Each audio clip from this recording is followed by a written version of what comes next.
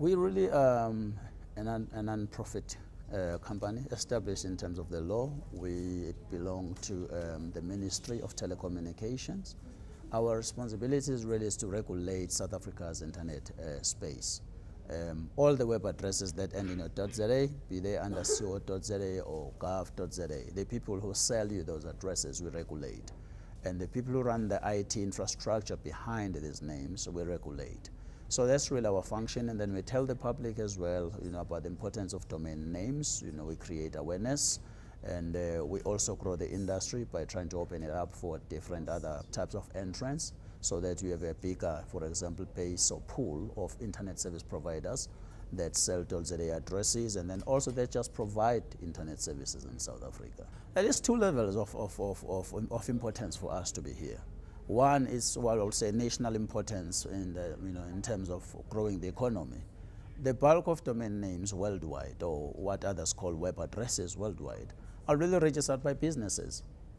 So our very existence in .za with close to 1.2 million names, the bulk of that are businesses, which means future growth will still come from businesses.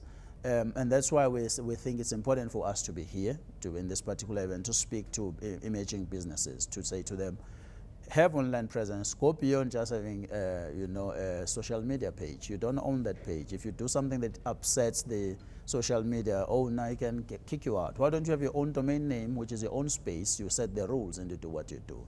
So that's why we are. But there are several other reasons why, of course, one will be here over and above in terms of pricing, to say to people, don't pay an arm and a leg. There are different players who can provide this very same service at a cost-effective level. And why also you must register .za, because identity on the internet is everything. It's good to have with due respect, to have your .coms and your .nets and others. But when I get into your website without knowing you under .com, I know that you are somebody somewhere in this world. I can't readily tell that you are from South Africa.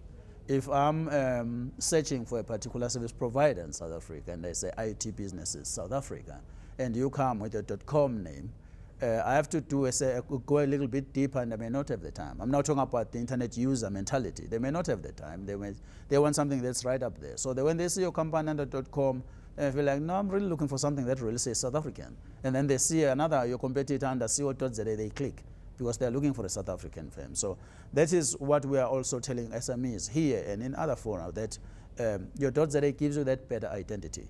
Importantly, we are not saying to people they should not be on social media. We must be understood. Neither are we saying that people should not be under .com.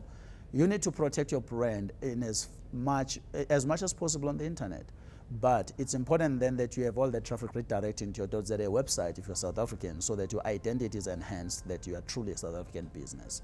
The second level of then why we are here is really just to grow the namespace, because the Act requires us to tell people about the importance of domain names and why they should be online.